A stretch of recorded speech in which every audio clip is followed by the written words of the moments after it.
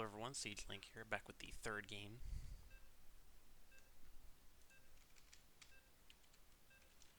And WarHawk, looking to all kill, is going to be taking on my teammate PowerThirst in a TVZ. First time not non-TVT.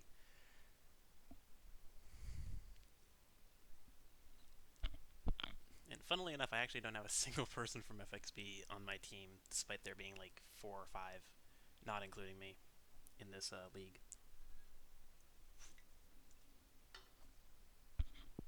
I know Draz is on Knights of Ren, same team who was on last time, and I know there's at least one team that has 2 people on it.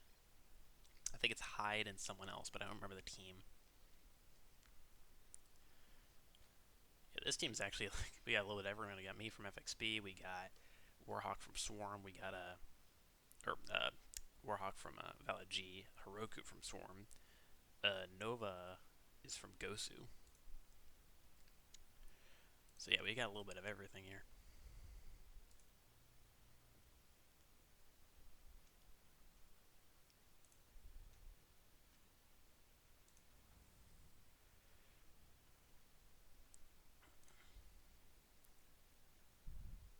Usually I'll be rooting for my teammate, but in this in this league, my teammate's actually WarHawk, not PowerThirst.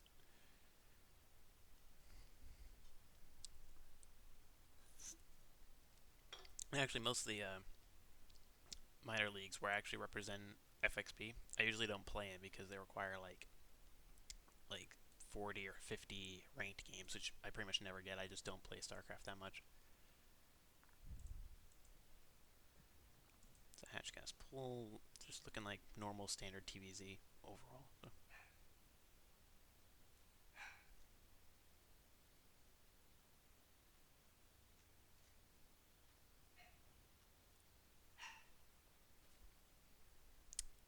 Usually I would gas block here, but against Zerg it's really not that good. And eBay blocking like a third base location also doesn't really do anything, because they can just take the other third. It might be worth it on like Ephemeron, if you really wanted to, because you would either delay their third or you would force them to take a fourth base location, which is like very exposed on Ephemeron. Cool little effects on the back of that SCV. Reminds me a little bit of Rocket League. Got a factory coming up here. No Reaper, just Marine instantly. No bunker though, so if he sends Lings across, he can kill that SCV. Scout 4. Yeah, the Lings get there, I think, right before the siege tank, or the CC finished. Not in the case here. And yeah, the drone getting denied the base. Oof. That was super well played by WarHawk. That was insane.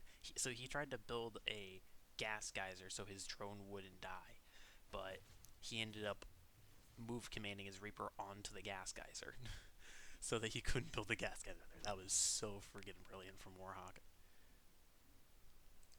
And now the base is getting denied even longer. Ooh, even denies it again. This is so good. Because PowerThirst from looks things is not changing his plan. He's not got a Roachmore, he's not got a Baneling Nest, he's not got nothing. It's just that hatch he's going for, so this denying is very, very good. And he's got 2 Hellions coming up, Tech Lab on the way, and a Starport. You gotta think this early game is slowly favoring WarHawk. Does have a link speed on the way, and he doesn't have 2 Hellions outlet yet. So I would definitely let's say at this point, yeah, the Reaper is definitely overstayed his welcome, and just bring him back, keep him with the Hellions to bounce around the Lings. Liberator immediately. No spores yet. And because spores take a long time to burrow, they're not like a complete hard counter to Liberators. However, for the most part, Queens are, because there's very few maps where, and pretty much, now I think about it, pretty much no map a Liberator can siege up and like not be hit. Like there's so few maps that have like super special angles like that, and this is definitely not one of them. Before Hellions, he doesn't have that many Lings. At this point, WarHawk with good micro is definitely going to win that fight. He's got Liberson across. No add-on yet. Definitely needs to work on that. He's going to wait for 2 more Hellions. I do like that play. No armory, so no Hellbats. Yeah, this is something I've noticed about WarHawk is he floats minerals a bit more than he should, given how little he's doing. Like, he's not controlling these guys at all. And like, look, he's building a reactor now, but that could have been started like 20 minutes ago.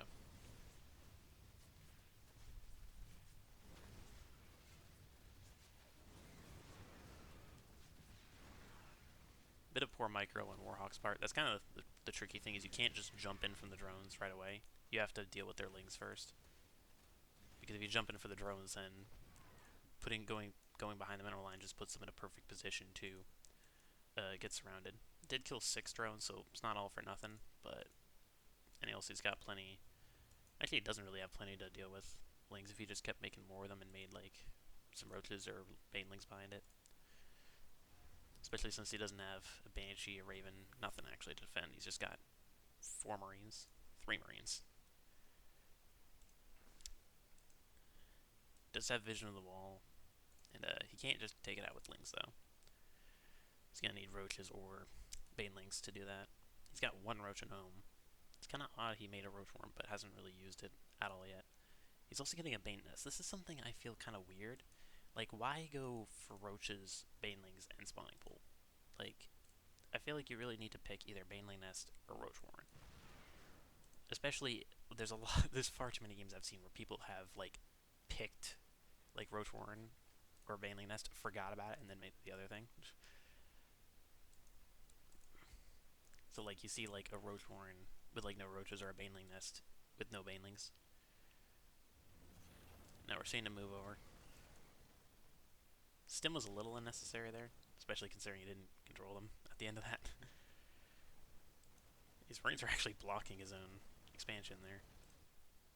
No Overlord speed, so not getting in the way there. This is a bit of a misplay from PowerThirst, putting all of his Overlords in one spot. Just not getting 5 racks. I feel like... Yeah, okay, here's a Hydra Den. I was about to say, where's the Lair Tech?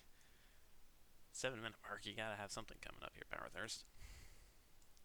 1-1's done. 1-1 on the way, about halfway done.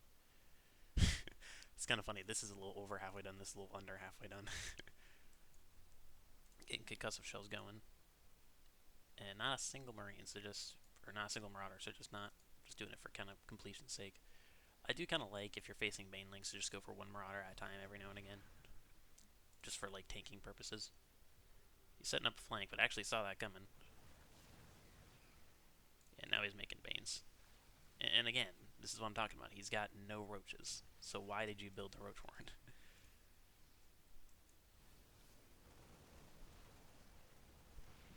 A couple banelings making. He's sending Marines back there, which is a smart move. Now this is... Now usually that'd be a bit of a mistake. That actually helped him out. Because the banelings walked into the tank and I don't think he actually was aware of that initially. Now, he does know about that upper base. And 3rd base is killed. The Hydras are very late. He's just getting the upgrades now. And also the banelings he also didn't make until the engagement happened. So I think PowerThirst really didn't expect it to be that quick. This is definitely a bit of a misplay from WarHawk, though, only engaging with half his army. We wanted to kill the banelings, ideally. This could still work out well if he splits well, or if something like this happens to flank. This is another reason you shouldn't actually like rally your units just repeatedly, because they could just get picked off one by one and not kill anything. But in this case, WarHawk has a lot. Banelings did well. He's going for a counter. He did have vision of it, but I don't think he saw it. Well, now he definitely knows about it. Okay, yep, he's brought those guys up. And just, I would say, pull a few workers over, just put auto repair on. Oh, nobody's going for the 3rd, and that's actually going to work out well for him. Especially since there's not that much on the other side of the map here. He can definitely clean this up. So this is actually going to favor PowerThirst a lot, because he's flanking him, and he eventually will be able to deal with this back at home. That's a ton of workers killed there. But slow overlords, and all of them being right there, surprisingly not going to supply block him. At this point, you shouldn't run units in bit by bit. You should lift that guy up, go behind your wall. But it looks like he might barely survive. He stims all his units quickly. Mule's a little early, though.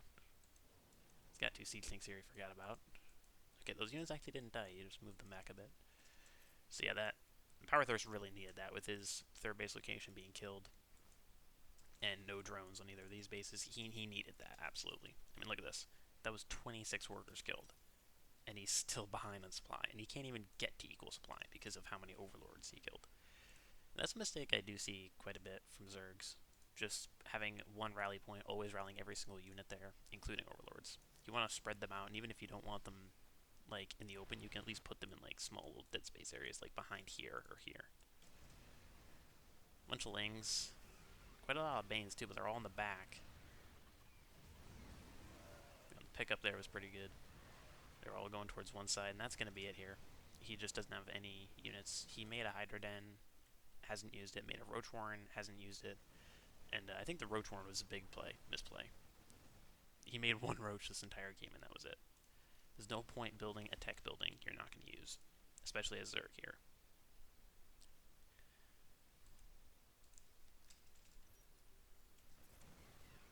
Doesn't have the money, time, or even space to build Lings, or to build Banelings.